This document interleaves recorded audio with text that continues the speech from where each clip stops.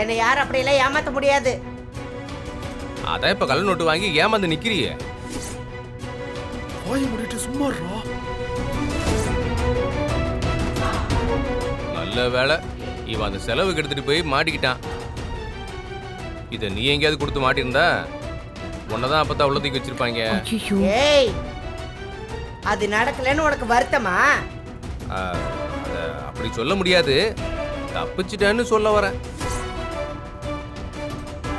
கொஞ்சம் விட்டுருந்தா இவனை உள்ள வச்சு நல்லா வெளுத்து விட்டுருப்பாங்கல்ல. ஏதோ தப்பா இருக்கு.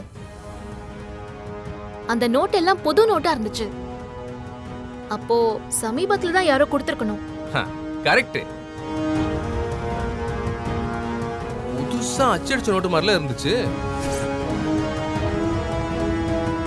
டேய் ஜீவா விடுடா. அதான் பாண்டி வந்துட்டான்ல. வான் பண்ணி தான் விட்டுருக்காங்க. டேய் ஜீவா வாயை மூடுறா. ஏண்டா கையில இருக்கிறது நல்ல நோட்டா கள்ள நோட்டான்னு கூட உனக்கு தெரியலையா? நான் என்ன நோட் அடிக்கிற வேலையை பார்த்துட்டு இருந்தேன். நீ தான் பெரிய அறிவாளி மாதிரி பேசுவேடா. இதுல உன் அறிவு எங்க போச்சு? உன்னை விட அவருக்கு அறிவு ஜாஸ்தி தான். அதான் போலீஸ்ல போய் மாட்டினானா?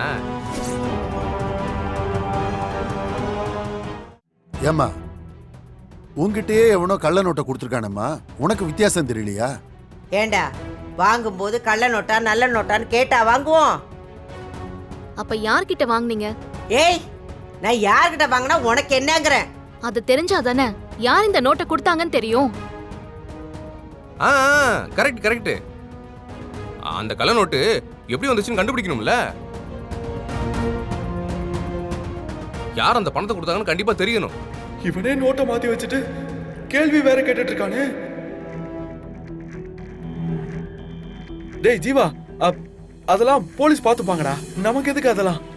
நம்ம வீட்டுக்குள்ள வந்த பணம் எப்படி வந்துச்சுன்னு நம்ம தெரிஞ்சுக்கணும்ல.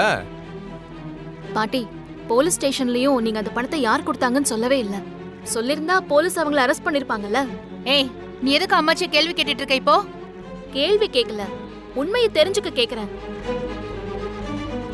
உண்மையை தெரிஞ்சுட்டு நீ என்ன பண்ண போற? நானும் இந்த வீட்ல தானே இருக்கேன். இங்க ஒரு தப்பு நடந்தா அதை கேட்காம இருக்க முடியாதுல்ல. ஏய், என்ன இப்ப தப்பு நடந்துருச்சு? போலீஸ் இவரை அரெஸ்ட் பண்ணி போற அளவுக்கு நடந்திருக்கு. இது தப்பு இல்லையா? அதுதான் இல்லன்னு அவரை விட்டுட்டாங்கல்ல. சும்மா விடல. இனிமே இந்த மாதிரி மாட்டினா 10 வருஷம் ஜெயிலுக்கு போகணும்னு சொல்லி அனுப்பியிருக்காங்க. பாட்டி, உங்களுக்கு யார் இந்த பணத்தை கொடுத்தா? உங்க கையில இருந்த காசா இல்ல வேற எங்க இருந்தாவது வந்த காசா?